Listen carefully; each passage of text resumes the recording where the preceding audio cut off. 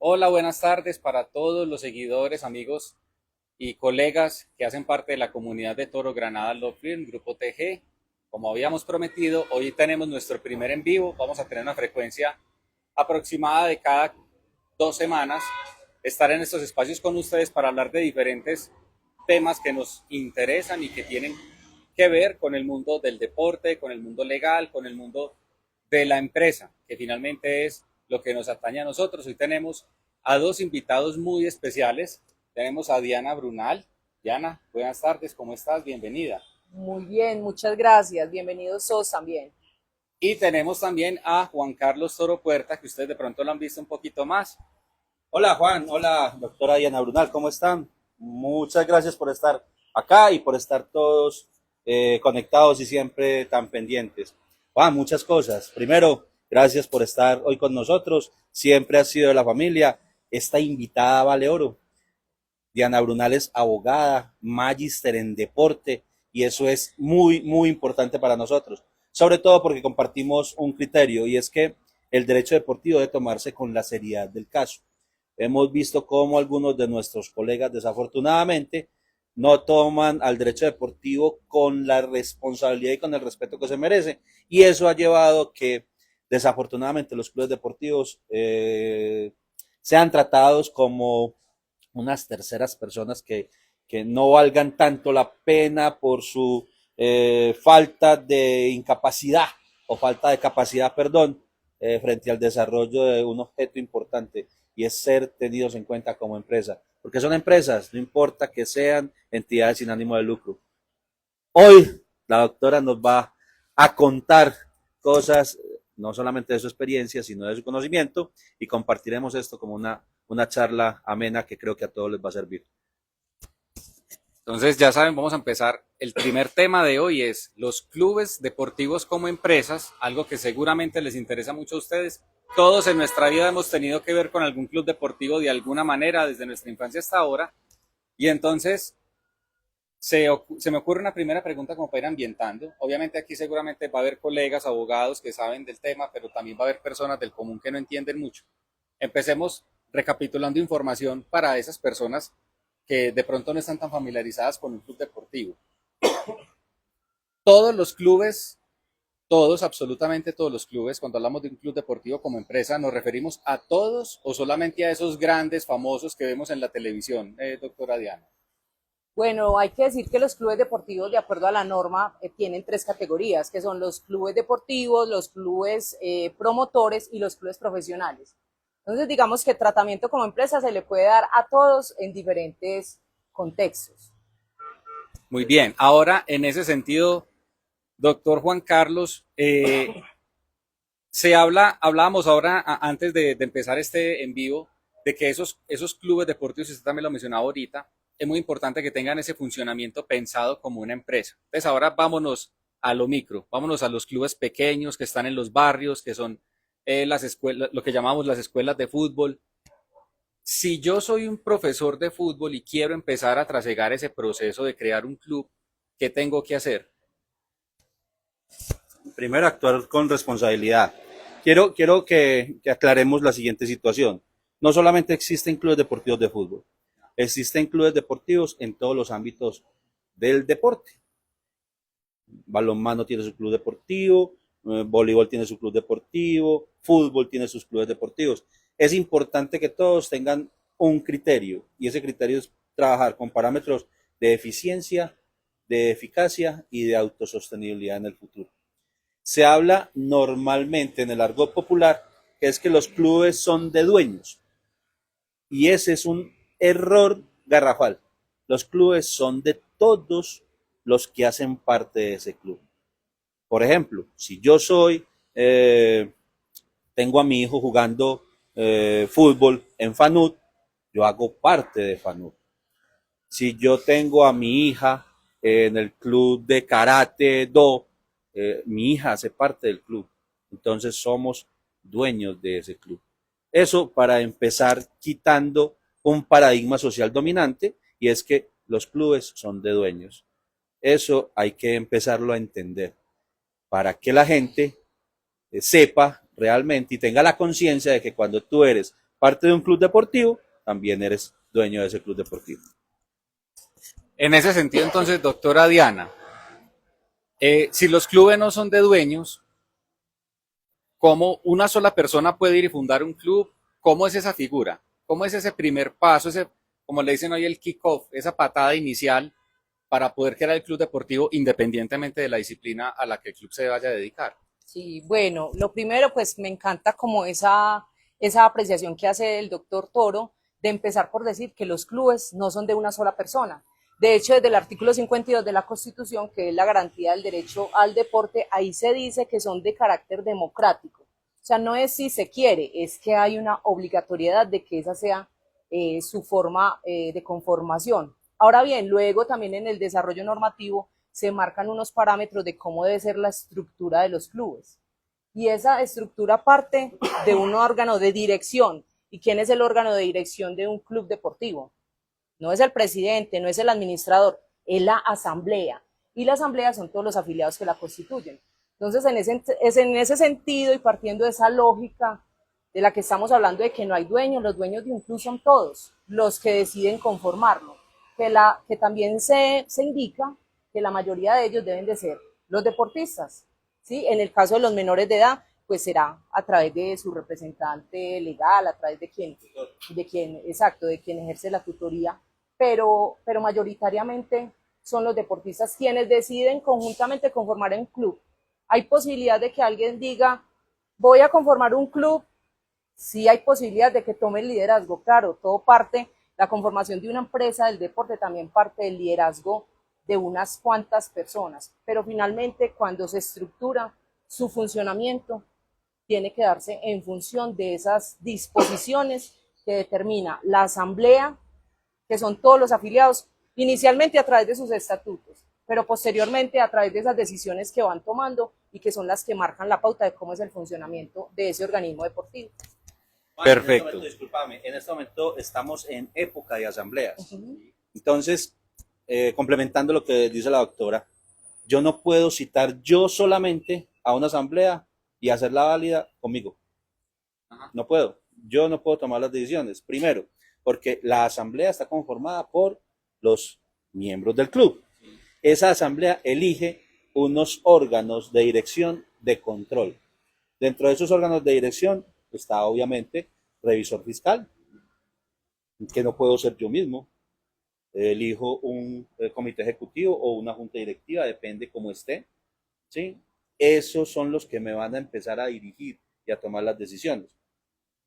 De ahí elijo un comité disciplinario o una comisión disciplinaria. Esa comisión disciplinaria es la que pone en orden todas las situaciones internas del club.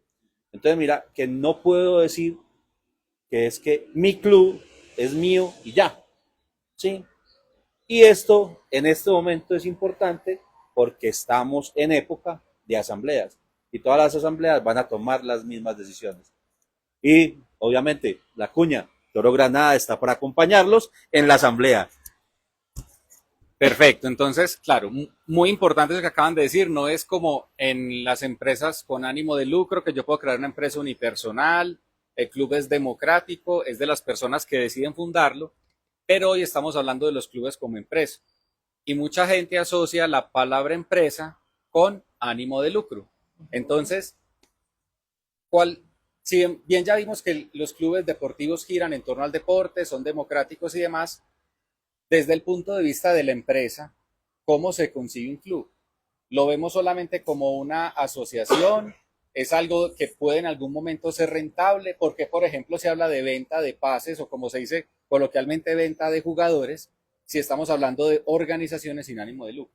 ¿Cómo es ese manejo que se le da ya desde la parte administrativa y pues financiera también a un club deportivo? Yo quiero retomar las palabras que le he escuchado al doctor Toro, de que sin ánimo de lucro no significa con ánimo de pérdida, ¿sí? Eso es muy importante.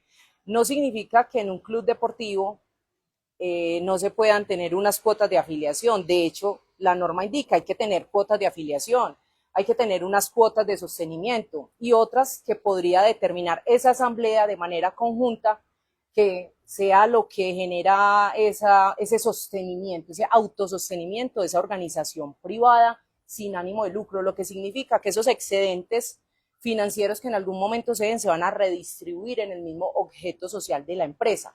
A diferencia de las con ánimo de lucro, doctor, usted sabe más que yo de esto, ahorita lo amplía también, a diferencia de las con ánimo de lucro, que lo que ocurre es que nos repartimos las ganancias porque nosotros tres somos los socios. En los clubes no se reparten las ganancias, no le doy 200 a Toro, 300 a ti, 300 a mí, eso se reinvierte volviendo a pagar los torneos, se reinvierte comprando los uniformes, se reinvierte en el transporte de los mismos deportistas para ir a los torneos.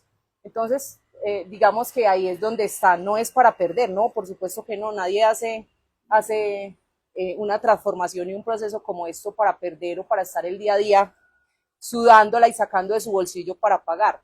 Además, porque también un club deportivo tiene unas estructuras que sostener, además de las que mencionamos que son por ley. El tema administrativo, que entonces ahí lo voy a asociar con varias cosas que se requieren desde lo administrativo. Usted necesita una sede deportiva, es decir, ¿dónde va a ofrecer sus servicios club deportivo? ¿Dónde los va a ofrecer? Necesita un espacio deportivo, pero además de eso, ¿dónde va a atender al público? Los clubes suelen atender al público, muchos de ellos, en las gradas de la cancha. Entonces realmente necesitamos un espacio, una oficina, algo como donde podamos sentarnos a atender. ¿Sí? Y de ahí para allá, pues hay una cantidad de situaciones que son administrativas, logísticas, de materiales, de talento humano que los clubes necesitan. Entonces plata para funcionar sí necesitan, y sí necesitan tener cómo solventar toda esa carga de gastos administrativos. En ese sentido, doctor Toro, antes de ir a otra pregunta que tiene conexión con esto, pero para cerrar esta parte, en ese proceso que se habla de la cuota de afiliación, ¿eso es una cuota única? ¿Es estándar para todos? ¿Se hace dependiendo de, o simplemente dice todos vamos a poner ya 200.000, ya 100.000, ya lo que sea, para iniciar el club? Yo voy a arrancar diciendo que nos tumbaron. Ella repartió ahorita 200 para mí, 200 para ti, 300 para ella. Ojo, pues, que es que ya empezamos esta sociedad, ya empezó mal. Básicamente, no es que sea una cuota estandarizada para todos los clubes. Cada club, de acuerdo a la ubicación que tenga, ya sea en un barrio popular o sea en el poblado, va a tener sus propios costos y gastos, ya sea que tenga una cancha o que no tenga cancha. Eso, el tener una cancha significa que tiene que tener unos costos mayores porque tiene que hacerle mantenimiento. Entonces todo esto va a hacer que el club determine cuánto vale la afiliación, matrícula, ¿cierto? Digamos que hagamos como el símil, afiliación, matrícula, cuota de sostenimiento, mensualidad. Entonces la matrícula te vale con uniformes, con balón, con maletín, con todo esto, te vale 560.000 pesos. Estoy hablando de cualquier cifra. Pero resulta y sucede que hay otro club que no te da maletín, que no te da el uniforme, que no te da el peto y te cobra 80.000 pesitos por estar en el club. Pero no significa que tú no tengas que pagar el uniforme. Posterior a eso vas a tener, entonces empiezan los costicos directos a sumarle al bolsillo del papá en este caso. Entonces cada club define. Normalmente uno cuando lo hace a través del presupuesto y por eso hablábamos ahorita que debe ser una empresa porque tiene que tener parámetros de autosostenibilidad, tiene que tener parámetros de eficiencia y de eficacia, que son dos términos muy parecidos pero que no son iguales, ¿cierto? Con eso tú empiezas a manejar realmente una empresa, tienes una estructura organizacional y no significa que como yo soy entidad sin ánimo de lucro, sea una entidad con ánimo de pérdida, ni tampoco que soy una entidad de beneficencia pública, ¿cierto? Yo asemejo a los clubes deportivos a entidades mutualistas, en donde todos ponemos para sostener el club y llevarlo hacia adelante, ¿sí? No hay un solo mecenas que pone toda la plata y todos los demás van en coche, no. Yo creo que esto es mutualismo y al ser mutualismo creo que se debe desarrollar con parámetros de eficacia, eficiencia y autosostenibilidad en el tiempo. Es muy distinto el tema del sin ánimo de lucro frente al ánimo de lucro. Aquí el sin ánimo de lucro significa que cuando haya excedentes, no utilidades, sino excedentes, estos se deben volver a distribuir en la entidad, en el desarrollo de esta, en adquirir más canchas, en decirles que vamos a apoyarlos con el bus, con el transporte, cosas así. Esa es parte del desarrollo de la entidad como tal.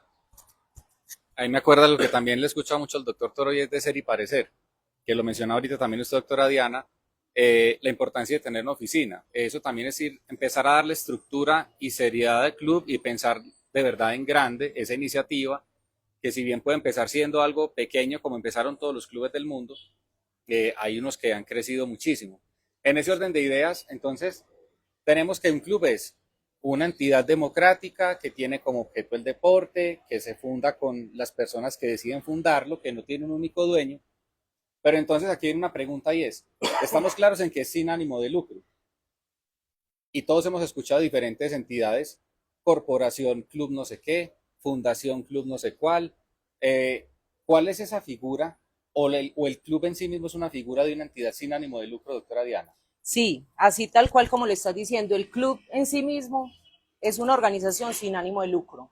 Pare de contar, existe el club deportivo, ya. Hay otros tipos de asociaciones que también existen, sociedades y entidades, y las ESAL, O sea, organizaciones sí, que hacen ánimo de lucro. sí, que también tienen sus propias estructuras y que también el doctor Toro nos puede ampliar más de eso, que sabe más del tema, pero el club es club, nace como club y se sostiene y se mantiene como club. Ya. Y de hecho, cuando nace como club, adquiere una personería jurídica y después solicita un reconocimiento deportivo para desarrollarse. Entonces, no es como, Juan, vos tenés el club Papitas Verdes. Listo. Ese club Papitas Verdes lo podés transformar en una corporación. Normativamente no. Tú puedes crear una corporación y esa corporación crearle un club. Pero no puedes transformar un club deportivo en una corporación o en una fundación o en una SAS porque normativamente pierde el interés, el desarrollo, el objeto. Que en muchas partes nos han venido recomendando y la doctora lo sabe. No, es que me recomendaron que transformara mi club en una corporación. No, no. Lo que le pueden estar recomendando es que conforme una corporación y la corporación o absorba sí, o cree un club y ya este pase allá. Pero no es tan simple como hagámoslo y ya. Eso tiene otra estructuración. Y yo quiero ser realista con el tema. Los clubes deportivos son entidades democráticas, ¿sí? En la cual todos los que estén vinculados al mismo toman la decisión. ¿Cuál? La decisión de que usted sea la presidenta. Pero es que usted no me gustó porque es que hoy no me gusta cómo estás vestida, querida. Entonces hoy voy a elegir a Juan. Entonces tú que decías que era tu club, ya no es tu club, ya es de Juan. ¿Cierto? Y eso puede ocurrir. Entonces, ¿qué le recomendaron a la gente? Conforme una corporación, porque es que la corporación mandan tres, y ahí sí ustedes pueden tener su club y tomar las decisiones que quieran. Es realmente lo que está pasando. Esa es la situación que se está viendo, porque la gente quiere tener el dominio. Monte su SAS. Las empresas unipersonales hoy son SAS. Monte su SAS y cree un club. Listo. Eso es legalmente válido. De hecho, hay SAS que tienen club. Pero entonces ahí me surge otra pregunta y es, esa parte tributaria, ¿cómo sería? Porque empecemos por la de la corporación que es sin ánimo de lucro y tiene un club que también es sin ánimo de lucro. Eh, ¿Cómo se lleva ahí esa parte contable? Esa parte tributaria a mí me encanta, por Dios vos. La ley 1819 de 2016 creó el régimen tributario especial. Es una reforma tributaria que hizo que las entidades del artículo 19 tuvieran que registrarse en el régimen tributario especial, cumpliendo con una actividad meritoria. Los clubes deportivos hacen parte de la Ley General del Deporte. El artículo 19 dice claramente corporaciones, fundaciones y asociaciones. Esas tres son las que deben cumplir con. Los clubes deportivos no hacen parte de. Entonces no tendrían porque ya por sí mismos están cumpliendo con una actividad meritoria. ¿Y cuál es esa actividad meritoria? Desarrollar el deporte, ¿cierto? Pero muchos clubes, muchas ligas se metieron a registrarse en el régimen tributario especial. Esto por desconocimiento de su asesor contable o de su revisor fiscal, básicamente. Porque esa es parte de la función de ellos, ¿sí? Y se metieron. Y entonces ahí te obligaste con la DIAN a tener tu actividad meritoria y a estar desarrollándola y actualizándola en el tiempo. Ahora, si no lo haces, ¿qué ocurre? Entonces ya vas a empezar a tributar. Pues te obligaste. Aquí lo importante es que el club como tal tiene un beneficio tributario. SAS y la SAS tiene un club. La SAS no tiene beneficio tributario. Entonces la SAS tributa normalmente. Ahora se ha visto mucho el tema de la indemnización por solidaridad y los derechos de formación, que son los recursos que reciben los clubes. Para eso necesitas sí o sí tener facturación electrónica. Y entonces, ¿qué vas a facturar? ¿Qué vas a facturar? Vas a facturar ese desarrollo que has tenido de ese muchacho que por primera vez firmó un contrato, James Rodríguez, por ejemplo, ahorita con el León, que firmó un contrato por primera vez, después de tanto tiempo de no haber firmado contrato. Entonces ahí te entra un dinero. Estoy exagerando, muchachos, no se preocupen.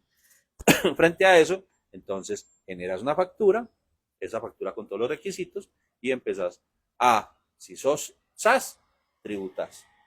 Si sos club, cumplís con tu función como club.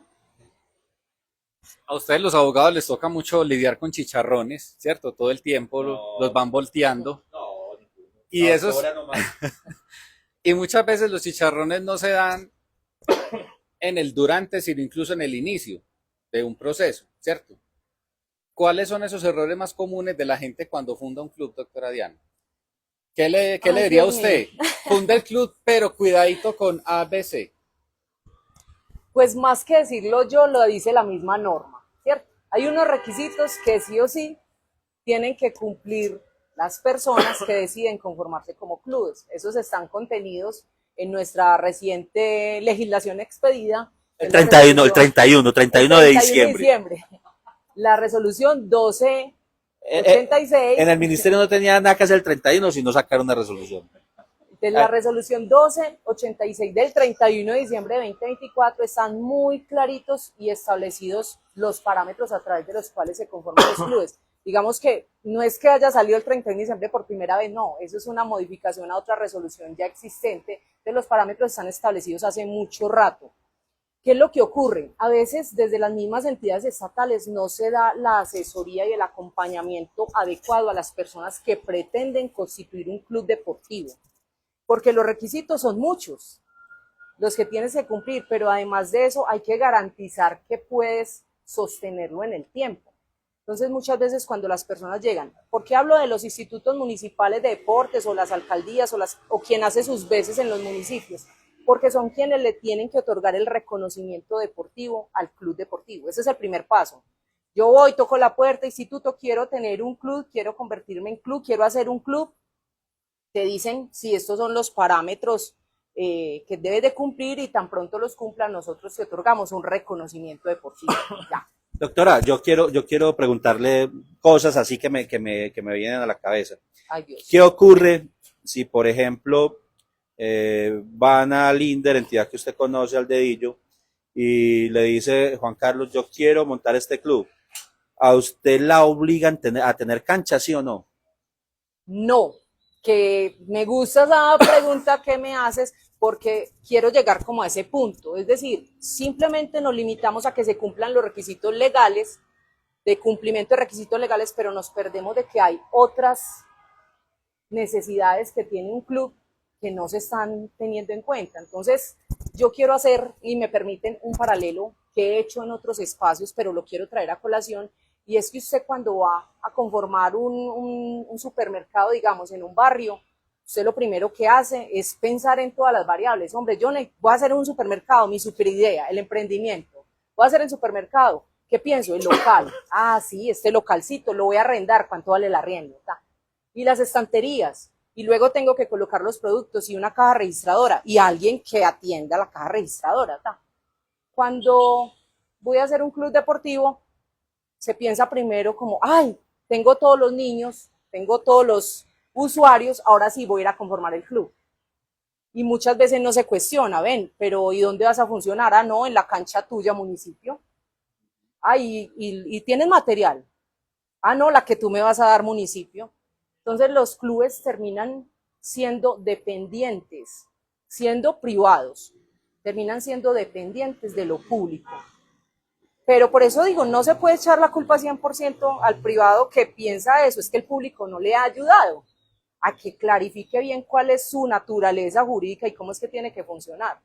Entonces creo que es de lado y lado, o sea, aquí hay muchas cosas por aclarar.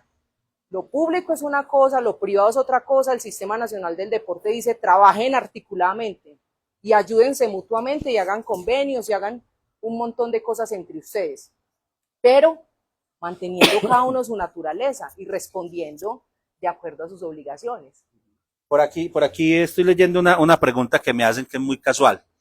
¿Yo puedo estructurar el club de fútbol callejero La Paz y puedo cerrar la calle para jugar allí? Ojo el nombre, Club de Fútbol Callejero. ¿El INDER me autorizaría? En absoluto, porque el INDER no tiene manejo, digamos, primero sobre un espacio como la calle. Eso sería lo primero. O sea, el INDER te podría hacer un acompañamiento en préstamo de escenarios deportivos, pero no porque te conviertas en club deportivo significa que el instituto te va a dar un espacio para hacerlo.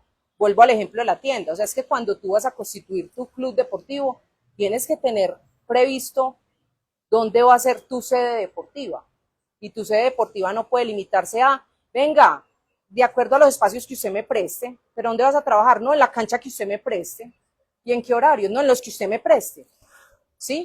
Entonces, se ha tratado de ir depurando. Pues en este momento me estoy refiriendo al Instituto INDER como tal, pero hablemoslo en general, porque en últimas lo que se trata es de que todos, desde lo público también, vamos depurando que los espacios deportivos son para uso de la comunidad, obvio también para uso de las organizaciones y más que estamos trabajando de la mano, pero el cuestionamiento es más para el organismo privado que se quiere conformar como club. ¿Dónde vas a prestar tu servicio? ¿Dónde? Ya. O sea, antes de ir a tocar las puertas de un instituto municipal, yo ya tengo que tener previsto yo dónde voy a prestar mis servicios deportivos, dónde voy a prestar mis servicios administrativos, cómo voy a contratar al personal, al talento humano, cómo voy a obtener los materiales, cómo voy a hacer el tema logístico, comunicacional, etcétera, etcétera, etcétera, que amerita tener una empresa de ese tipo. Yo me quiero devolver un poquito solamente, en el tiempo, en este tiempo que llevamos aquí, me quiero volver un poquito porque quiero hacer una claridad que puede ser la confusión que hay entre que yo soy el dueño del club y yo soy el que mando y yo soy el que digo. Lo que pasa es que desde la norma lo que se exige para conformar un club inicialmente es tener un responsable o un representante. O sea, lo primero, un órgano de dirección, o sea, todos los que lo queremos conformar. Segundo, tener un responsable o un representante. Ese es el punto ahí, digamos, como clave. Tercero, un órgano de disciplina. Y cuarto, un órgano de control, si lo considero conveniente. Pero dejémoslo en el segundo, que es el representante.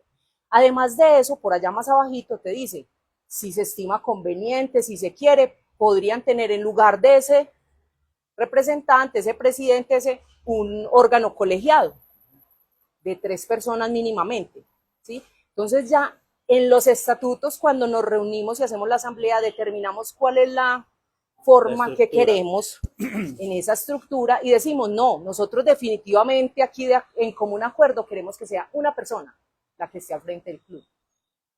Lo determinamos de común acuerdo. O 2, no, hagámoslo colegiado, es más sano, 3 personas lo piensan mejor, toman mejores decisiones, es ahí. Así nos den 200, 200 y 300, no importa. Es ahí, porque entonces de ahí parte que cuando se hace de una sola persona y se dice, venga, usted administre, usted sea el que esté al frente, responda, la persona se otorga ser dueño del club. Sí, entonces, pero es una forma, una estructura que te dice la norma y que simplemente es para administrar, no es para direccionar. Por ejemplo, hoy en día tenemos un líder Sí. que toma las decisiones por todo un país. Pues, o sea, Haciendo la analogía. haciendo una analogía ahí, pues. Hay varias cosas porque entonces, bueno, primero como para ir recapitulando acá, Sí. algo interesante, si se puede hacer la comparación con las instituciones de educación, que si yo quiero montar un colegio, sí tengo que tener la sede. En el caso del club deportivo no tiene que ser mía ni la tengo que alquilar, pero sí disponer de un espacio adecuado, puede ser por convenio, con una alcaldía, o como hacía el Chelsea hace 25 años antes de que lo comprara ese señor de Rusia, Abramovich, que entrenaban en una cancha de una universidad. Y aquí, para ir conectando esto con la parte empresarial, ¿cuáles son? Usted ahorita mencionaba, doctor, algo que es el revisor fiscal. Entonces ahí me hacen por acá una pregunta. Me dicen, pero para revisoría fiscal no tiene que tener la empresa ya unos activos superiores a cierta cantidad. O puede un club recién fundado, que el activo básicamente es el escritorio, la silla y los uniformes, tener ya un revisor fiscal. A ver, lo que pasa es que volvemos a confundir todos los escenarios. El revisor fiscal tiene unas funciones muy definidas y es el control fiscal de los impuestos, de las obligaciones, de lo normativo, porque tiene que involucrarse frente a lo normativo, y eso no significa que esté en una dependencia total ligada a tantos activos o tantos pasivos, no. En las sociedades anónimas, en las sociedades grandes, sí hay una obligatoriedad, ¿sí? Tener revisor fiscal, tener oficiales de cumplimiento de acuerdo a su propia estructura. Pero acá, como se trata de recursos que son de mucha gente, es conveniente tener un revisor fiscal desde el inicio. De hecho, para presentar un balance de iniciación, 50 pesos en el activo, que fue lo que pusieron en caja, y 50 pesos en capital social, que es con lo que se constituyó. Quien lo debe certificar es el representante legal y el revisor fiscal. Y mira que estoy hablando de una cifra mínima. Sí. Obviamente, en el desarrollo de el cumplimiento de mis responsabilidades, porque es mejor cumplir responsabilidades que obligaciones. Sí. Tengo una responsabilidad con el INDER. Yo al INDER le debo presentar los estados financieros cuando voy a acceder a unos auxilios que también da el INDER, la entidad pública como tal, ¿cierto? Entonces le presento los estados financieros. Esos estados financieros deben venir firmados por un contador, un revisor fiscal. Eso es como la base mínima. Lo que pasa es que volvemos a los parámetros de eficiencia, eficacia y autosostenibilidad. No, pero es que ¿cómo lo voy a pagar yo a un revisor fiscal plata? ¿Cierto? Es la conciencia que hoy se tiene. Ese revisor fiscal tiene una responsabilidad o tiene una corresponsabilidad con el gerente, con el presidente, con quien esté administrando. Entonces tiene un costo. Doctor Toro, le complemento ahí lo de la revisión fiscal. ¡Ay, me encanta! Y es que la norma dice que los clubes deportivos no están obligados a tener un órgano de control. Si lo desean, en la asamblea, en sus estatutos, pactan tener o un fiscal o un revisor fiscal, que en el caso del revisor fiscal, pues tendrá que ser un contador. Pare de contar hasta ahí para obtener reconocimiento deportivo. O sea que usted puede ir a tocar la puerta del municipio, llevar los demás requisitos y dice, no quiero tener órgano de control. Y es viable, es posible. Ahora bien, cuando usted va a obtener su personería jurídica, que sí es requisito para poder acceder a recursos del Estado, lo primero que te van a decir es dónde está el órgano de control. Ahí también hay cierta información que a veces se queda en el aire, porque entonces quiero conformar el club, le doy la información para obtener su reconocimiento, pero no le doy la información para obtener su personería jurídica, pero con razón, porque el reconocimiento se lo otorga el municipio y la personería jurídica al departamento. Pero cuando va allá, a veces hay reprocesos por el desconocimiento de todo esto. Entonces ahí, antes de pasar a la otra pregunta, le recordamos a nuestra audiencia que estamos en el primer en vivo de Toro Granada Law Firm, Grupo TG, el primer en vivo de muchos, cada 2 semanas aproximadamente, los sábados a las 3 de la tarde, hora de Colombia, porque nos ven en todo el mundo. También en España. Entonces, hora de Colombia, 3 de la tarde. Empecemos por esta última parte, doctora Diana, porque no solamente pasa con los clubes, sino con cualquier trámite de las empresas en las cámaras de comercio, devuelven oficios, casi que los requisitos se terminan cumpliendo según el oficial que atienda la solicitud, ¿cierto? ¿Cómo puede una persona argumentar desde el punto de vista jurídico que no quiere, que su club no quiere tener un control, un revisor fiscal en este momento, para evitar tener que volver a bajar y entonces ahí sí ya decidir quién va a ser y volver a subir? ¿Cómo se puede, en ese momento, estamos en la ventanilla, cómo podemos Sí. argumentar eso? No, lo que pasa es que de entrada, cuando vas a obtener tu reconocimiento deportivo, puedes manifestar, lo primero es que tienes que leer cuáles son los requisitos. Normalmente uno no lo lee la norma, la gente no la lee la norma, sino que escucha al funcionario que se los dice, ¿cierto? Entonces ahí, digamos que de ahí ya estamos pecando, porque cuando el funcionario le diga a usted qué requisito necesita, pregúntele, ¿eso dónde está? ¿Eso dónde está escrito?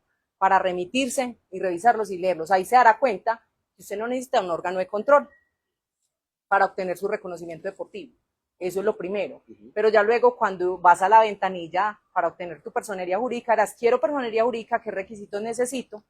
Y te van a decir, estos son los requisitos, entre ellos, órgano de control, que sea revisor fiscal, porque no sirve un órgano de control que sea fiscal para obtener la personería jurídica, pero cada cosa ocurre en la instancia a la que corresponde.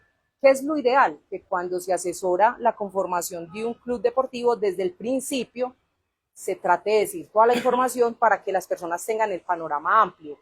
Inclusive, también se le puede, cuando le piden asesorías, en general a usted, doctor, le pasa demasiado el tema de que le soliciten asesorías. Entonces muchas personas vienen pensando en que van a hacer un club deportivo, pero porque van a vender termos, camisetas, porque quieren hacer esto y lo otro, unas actividades comerciales, bueno, logísticas, materiales, no sé, que superan las posibilidades que tienen en un club. Eso sería lo primero. ¿Usted qué es lo que quiere hacer? ¿Qué es lo que quiere hacer? ¿Usted sí quiere un club? Sí, ¿O usted o lo que que una quiere es, tienda o de... usted lo que quiere es una super sociedad en la cual pueda hacer comercialización de cosas y pueda hacer, pero para eso realmente se necesita asesoría, pues eso es lo primero, buscar una asesoría legal. ¿Y cómo es que dijeron, cómo es que dijo ahorita, doctora, que se llamaba la norma que salió el 31 de diciembre, Esa del faltando 30 de 5 para las diciembre, 12? La que le gusta a ella.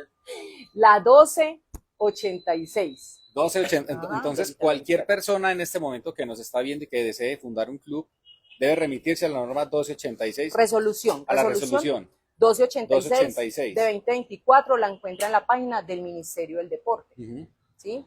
Esa es como la remisión que deben hacer, leer los requisitos y mirar si lo que quieren fundar, si es un club, Sí. de acuerdo a las expectativas que tienen, y si definitivamente si es un club, pues bueno, darle toda la rigurosidad del caso a la conformación de sus órganos, porque voy a decir una cosa, lo he vivido en carne propia, es un caso de la vida real. Cómo hay que conformar una comisión disciplinaria Sí. y hay que tener unos órganos ahí. Entonces han dicho, venga, Diana, ¿usted nos quiere acompañar en esa comisión disciplinaria? Y yo, ay, ¿cómo así? ¿De qué? No, no, no, eso solamente ahí en el papel. Eso solamente para ponerle el nombre a usted ahí, para que en el INDER nos puedan dar el reconocimiento deportivo. En el INDER de cualquier INDER del país, nos puedan dar el reconocimiento. Entonces, para que aparezca ahí. Es más, yo he ido más allá averiguando, no, es que ese es mi cuñado que nos está ayudando, esa es la tía de aquel que... Entonces, empecemos por eso, hay que darle rigurosidad y seriedad a este tema. El doctor Toro empezó con una cosa muy importante. Nosotros quienes estamos en el sector del deporte somos quienes le tenemos que imprimir ese sello de seriedad a este asunto, empezando por los abogados que nos dedicamos al tema deportivo. ¿Sí? Digamos que a veces, yo lo suelo decir mucho, no por debajemos nosotros mismos nuestro campo de acción. Nosotros estamos en el deporte, como está la educación, la salud, bueno, todo lo demás. Entonces hay un derecho deportivo que hay que respetar y hay que empezar por quienes estamos primero diciendo cuáles son los parámetros para hacer cosas, pero además con quienes tienen que cumplirlo. Sí. Entonces, es una invitación también a los clubes, pues a que no simplemente piensen en cómo le hacen el quite para poder obtener un reconocimiento, no, cómo cumplen todos los requisitos para poder obtener muy bien su reconocimiento y de ahí en adelante empezar verdaderamente a generar una transformación a través de su producto o su servicio, que es el deporte. Hay una cosa muy importante, Juan, que quiero complementar allí, y es, nosotros a veces nos volvemos también sujetos demasiado pasivos y permisivos frente a. ¿Por qué? Por no pelear con el cliente. Llega Juan Carlos Vélez a mi oficina y entonces me dice, es que en el INDER me dijeron que estos eran los requisitos para el club. Venga, Juan, pero es que yo le estoy diciendo, necesita revisor fiscal. En el INDER no me pidieron eso. Entonces nosotros aceptamos por no pelear contigo, porque es que tú me estás pagando para que te ayude con esto, entonces aceptamos eso.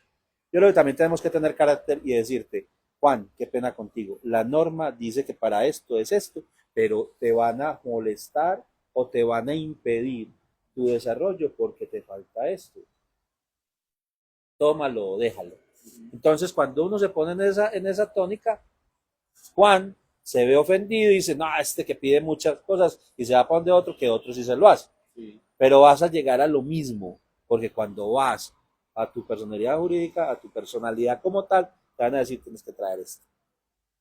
Y ya no vuelves donde mí, que te había dicho, simplemente por tu misma terquedad. Entonces, es también la falta de seriedad de los asesores.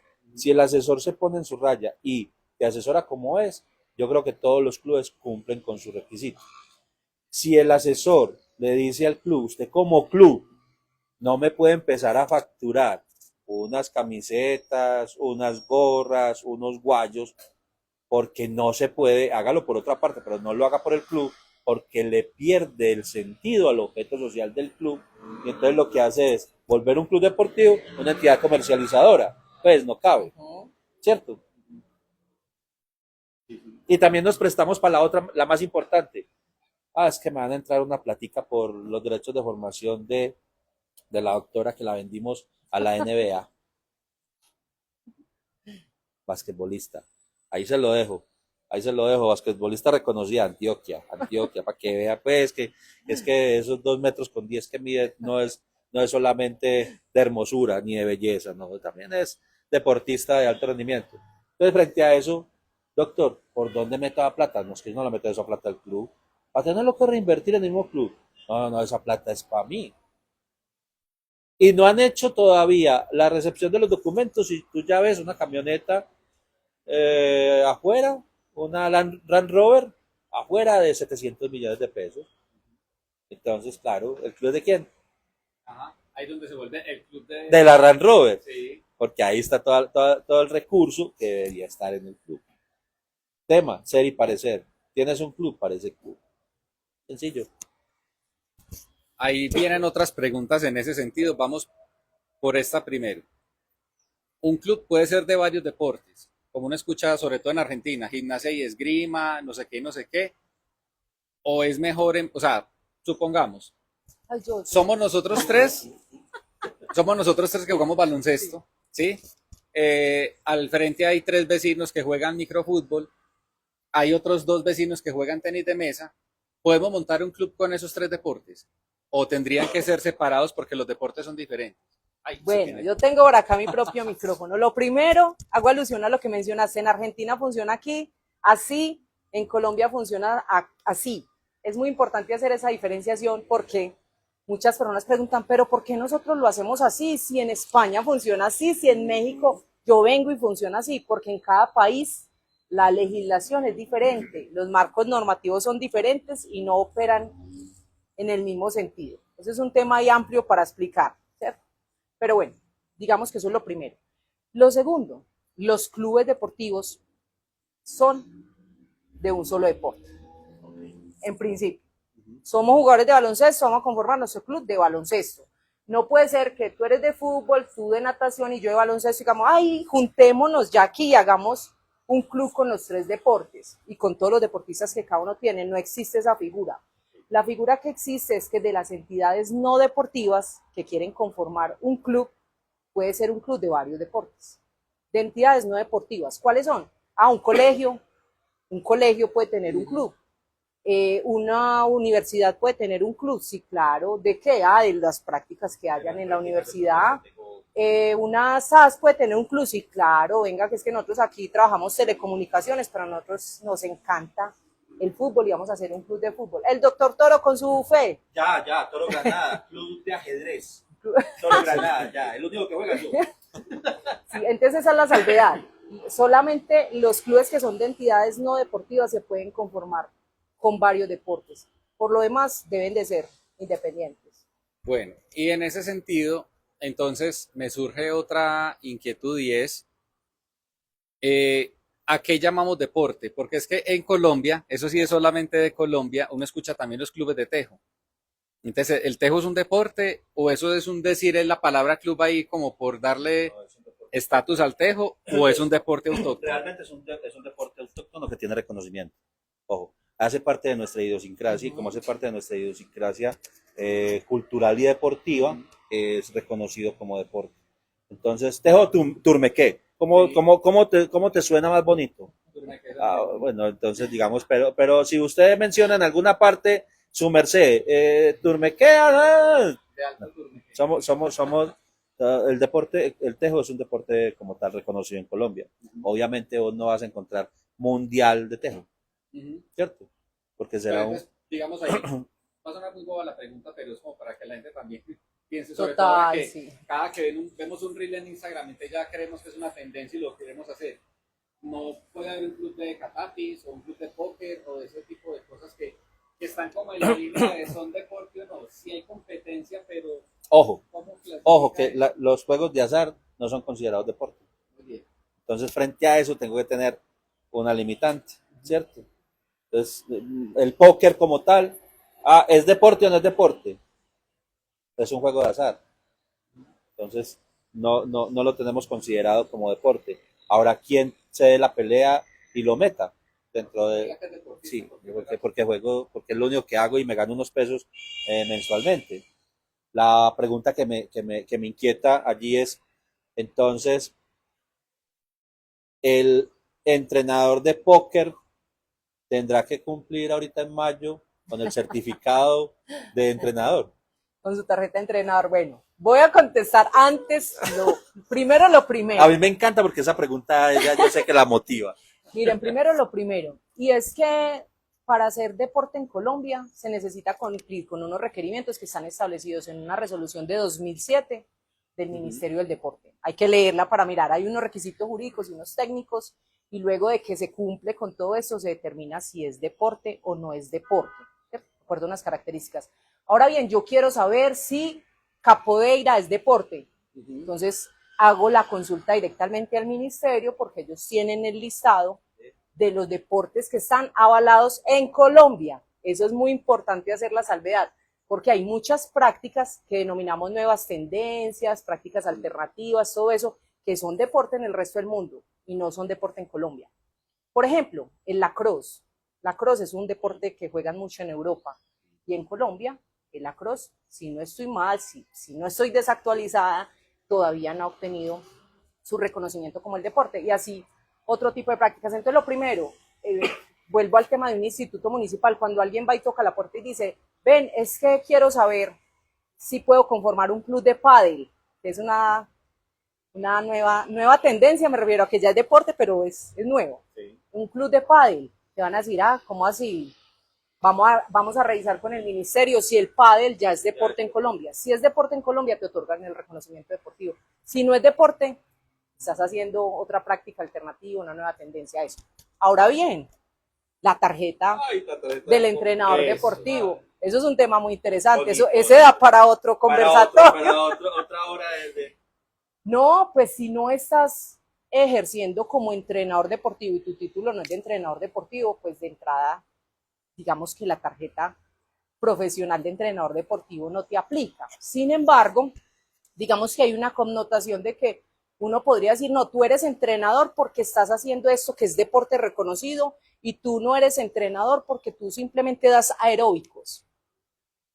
Y los aeróbicos no son deporte, ¿cierto?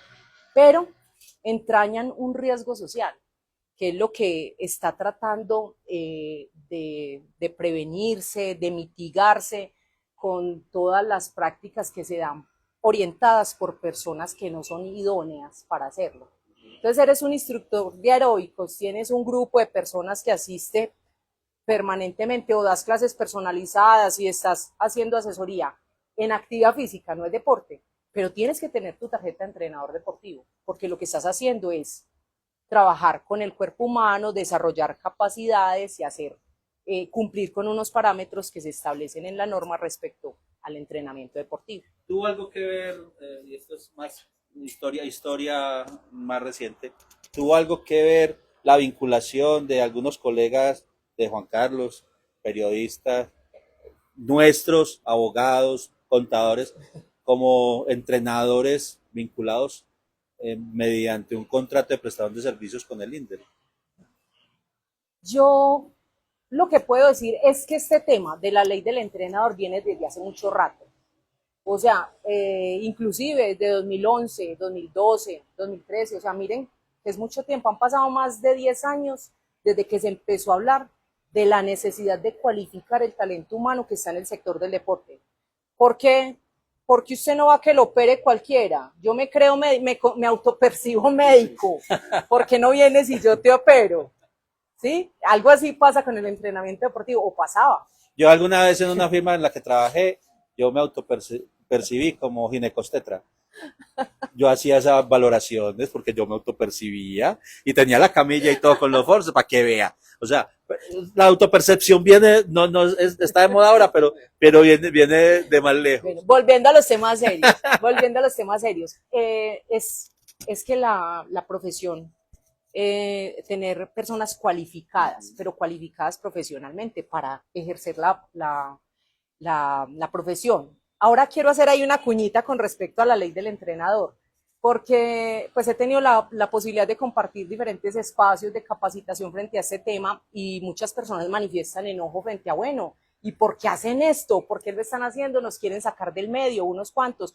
¿O cómo así? ¿Cómo se inventan eso de la noche a la mañana? La vigencia de la norma es de 2022, del 23 de mayo de 2022, donde se dieron 3 años de transición. Que se cumplen el 23 de mayo de 2025. Entonces, digamos que no es una cosa que está ahí, pum, magia, salió la ley ya viene hace rato. Y lo otro es que te da muchas posibilidades. O sea, si sos profesional del área, técnico, tecnólogo, puedes tener tu tarjeta profesional. Te metes al sistema, pagas o tienes tu tarjeta. Si no sos profesional, si estás estudiando, si tenés la primaria, pero tenés ganas de seguir siendo entrenador, puedes obtener tu tarjeta provisional presentando un examen de idoneidad y demostrando tu experiencia y obtener una tarjeta provisional por 5 años con posibilidad de renovarse por otros 5. Esta semana nosotros conversábamos del respeto frente a nuestras profesiones.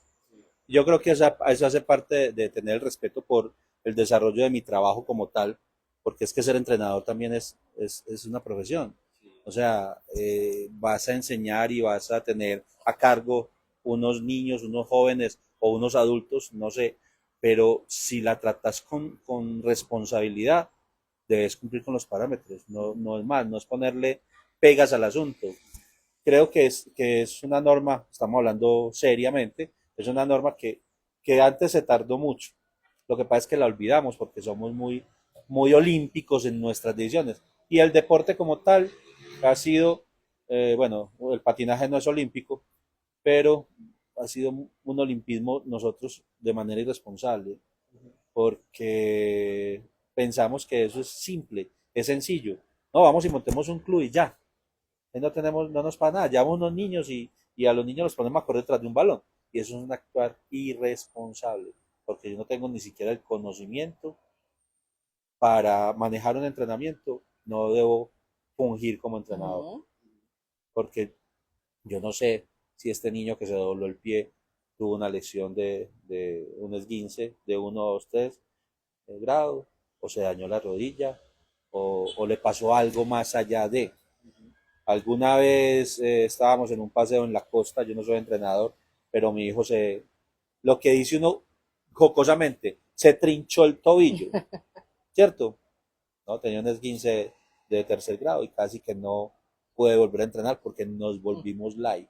Píselo, píselo, como anteriormente decía. Pégale en el Píselo, piso píselo, duro. píselo duro, que eso no le pasa nada.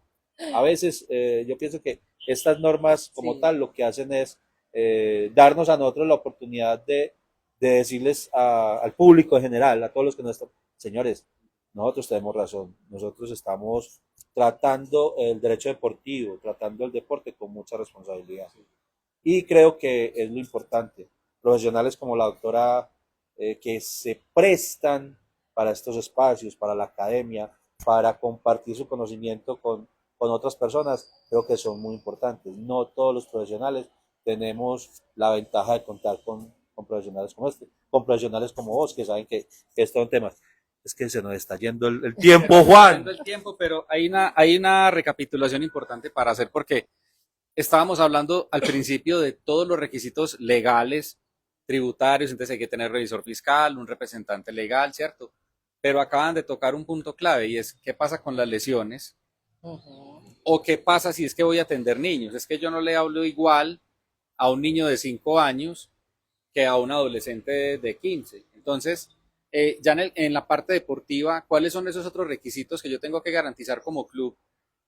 Simplemente se me dobló el tobillo, vaya a la DPS, o yo tengo que tener un convenio también con un fisioterapeuta, con algún médico deportólogo para tratar ese tipo de situaciones en el deporte, en el club. Bueno, digamos que tienes la posibilidad de determinar cómo funciona tu club y cuáles son esos servicios que prestas. Ahí es donde empezamos a distinguir y por qué escojo este club y no escojo este club, porque este me da garantías y este no, porque este me ofrece una póliza que tiene cobertura para mis deportistas 24/7 o por lo menos mientras estén desarrollando la actividad deportiva, en cambio en este otro no. Ahí empieza a jugar un tema de servicios, pero también de costos asociados a esos servicios.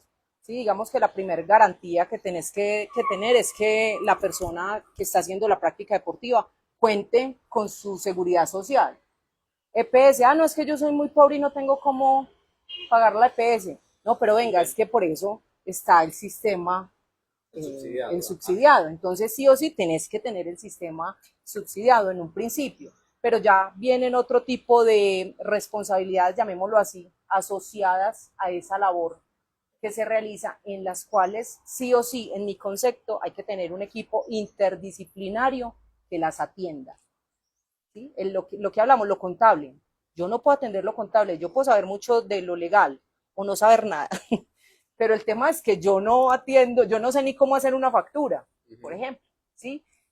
Tú sabes de lo comunicacional, pero yo tampoco sé cómo se trabaja lo comunicacional, yo no sé cómo poner la cámara para que nos grabe lo que estamos haciendo acá.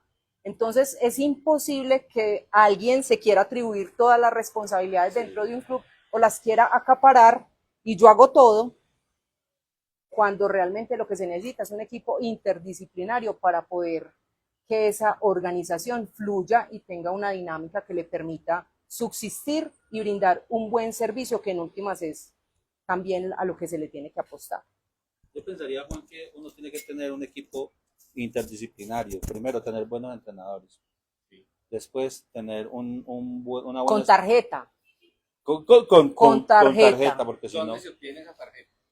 Doctora, ministerio, ¿quién más está En haciendo la los página cursos? del COSET, que es el Colegio de Entrenamiento Colombiano. COSET, COCED. Ahí pueden ingresar y mirar cuáles son los requisitos, los parámetros y bueno, todo lo que requieran saber acerca de cómo obtener la tarjeta profesional o provisional. Sí, pero es genérico, es para todos. De hecho, algunas firmas estamos haciendo convenios con los INDER de cada municipio para dar la charla y certificarle a 60 horas, porque tiene que ser 60 horas del curso, pues, para adquirir la licencia. Bueno, es que usted tocó otro tema diferente. Vio, vea, ya. No, es que ya vea. Eso, mire, no, es que no, se nos va el tiempo. Ese es otro tema diferente que realmente lo tenemos que abordar. Es que la norma también cambió y salió una nueva resolución, la 705 del 20 de agosto de 2024, que cambió la cantidad de tiempo que se tiene, o no la cantidad de tiempo, cambió los requisitos que deben de tener las personas que pretenden acceder a los órganos de administración de las entidades deportivas a partir de este año. Entonces ya no son 40 horas de un curso de administración, sino 60 horas. Pero antes era o el curso o ser profesional del área u otras posibilidades que te da la norma. Hoy no, hoy la norma dice son 60 horas y pare de contar. Usted es bachiller, 60 horas. Usted es profesional en deporte, especialista en gerencia con maestría en... Tiene que hacer horas. 60 horas. Ya, perdona ahí la interrupción. No, perdón, básicamente. Es que yo le decía a la doctora y te comentaba a ti también, esta charladita se va el tiempo. Sí. Ya llevamos una hora conversando, pero es por eso. Pero básicamente, volviendo y retomando, un equipo interdisciplinario, entrenadores que cumplan con los parámetros, tener todo el sistema de seguridad al día. Si haces parte de una liga, mirar si esa liga nos obliga a tener una póliza de responsabilidad, porque es importante. La gente no entiende que es que una lesión de ligamento cruzado, mientras la EPS te asigna las citas, hoy que todas las EPS están intervenidas, te vas a demorar 4 o 5 meses. Es mejor tenerla particular y que te operen la rodilla, porque puedes tener un deportista lesionado ya de por vida que no va a funcionar, pero también por salud y por tu propia integridad. Entonces todas esas cosas hacen parte de esas buenas prácticas que deben tener los clubes deportivos, y esas buenas prácticas deben incluir un buen acompañamiento en todas las áreas, el área contable, el área tributaria, en el área jurídica, en el área administrativa. Hay muchos clubes que no tienen ni idea de manejar una nómina electrónica, por ejemplo, y creemos que una de las fortalezas que tiene nuestra firma como grupo TG hoy es la integralidad de los servicios, y complementamos todas las áreas con responsabilidad. Ahora sí creo que ya para ir recapitulando. Recapitulemos por quinta vez. Por quinta vez. ¿Cómo es estamos peor que Vicente Fernández? Estamos despidiendo más. La última. ¿Cómo es ese paso a paso? Creo que podemos ir cerrando con ese paso a paso para crear un club. Ya tengo la idea, tengo la gente, sé del deporte. ¿Cuál es ese ABC para yo constituir un club? Teniendo en cuenta todo lo que mencionamos ahora, la tarjeta del entrenador, todo. Bueno, yo voy a decirlo desde dos, despacito. Voy a decir desde dos perspectivas, porque son dos cosas diferentes. Sí. Insisto, digamos que lo primero es cumplir los requisitos legales, que son muchos y no me los sé al pie de la letra, pero por citar unos cuantos, tener un acta de constitución, o sea, de cuando se hizo la asamblea y que decidimos todos, tener unos estatutos, tener el listado de deportistas, tener el listado de afiliados, etcétera, etcétera, etcétera. Son muchos requisitos. Por eso, de nuevo, resolución 1286 de 2024 nos dice cuáles son esos requisitos. Ya, después de que tú obtienes tu reconocimiento deportivo, es que se viene lo bueno, sí, porque ahí es donde yo tengo que empezar a funcionar como empresa y ahí las cosas ya serán diferentes. Entonces tengo que mirar cómo es el direccionamiento estratégico de mi organización, es decir, cuál es mi misión, cuál es mi visión, cuáles son mis objetivos, ¿a dónde voy? ¿Sí? Pero también tengo que mirar la gestión del talento humano. Pues yo listo, tengo el reconocimiento deportivo, ahora, ¿cómo voy a contratar a estos 2, 5, 10 entrenadores que necesito? Por contrato de prestación de servicios verbal. Eso lo podemos hacer así, doctora, ¿cierto? Eso es válido en Colombia. Miren, es muy significativo lo que estás diciendo, porque parece chiste y nos reímos todos, y seguro que ustedes allá también se ríen. Pero es verbal, lo acordamos, hay contratos firmados, qué tipo de contrato es, qué responsabilidad me significa a mi organización tener a unas personas contratadas por prestación de servicios, no un año, sino ya 2, 3, 4, 5 haciendo la misma labor de manera repetida en mi organización. O lo acordamos verbal y no, dale, que yo te voy a pagar tanto y tú tanto, y entonces eso se constituye en un contrato a término indefinido, y lo que tengo son un montón de responsabilidades que creo que porque hice el contrato verbal estoy exento.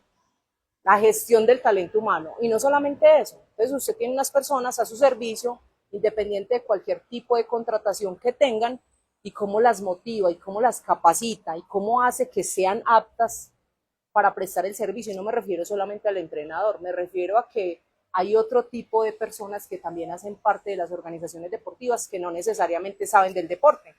Los contadores, La secretaria, las el secretarias, comunicador, todo este entorno, totalmente, obviamente. los que revisan los documentos, el que abre la puerta, todas las tareas que ocurren. Entonces, ¿cómo vas a cualificar ese talento humano para que esté en sintonía con tu organización? Pero además de eso, la gestión económica, sí, de eso sabes usted, no voy a decir nada de eso.